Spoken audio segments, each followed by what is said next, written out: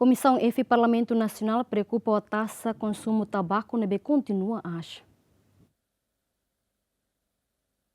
Preocupação ne hatou o presidente Komisaun responsável da saúde, segurança e igualdade de gênero, deputada Maria Gorumali Barreto. Ha foi em halau audiência da Organização Mundial da Saúde e a quarta ne hori discute com a taxa consumo tabaco nebe as, e o liu ba adulto no labarik sira nebe bela foi impacto ba sira ne saúde.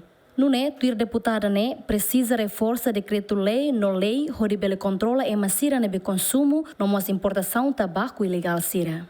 Na realidade, Timor-Leste katak emanebe ma consumi ba ihave tabaco ne la osbe ema adulto de, mas vamos maioria labarik e cada vez mais itahare la osdet OMS dinian be Hanoi, mas be experiência nebe maga amirasik hare iha fatifatin kata cada vez labarik mos hetan apoio ka suporta husinan aman o insa para Hanoi labarik hodi fuma, mas be inan aman lahate ne katak impacto be tabaco ba ihave emania saúde ne o insa tamba hanesan hot itu haten katak impacto tabaco ba emania saúde makaliliu ba iha moço cancro nebe maka afeta ba afeta nia saúde no mos stroke moras cardiologia nebe maka as Timor-Leste mos parte da mai husive tabaco ninia.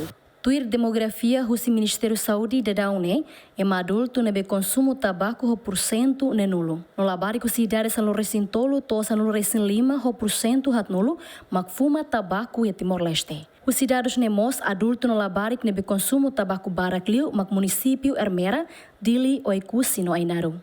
Equipa cobertura GMN.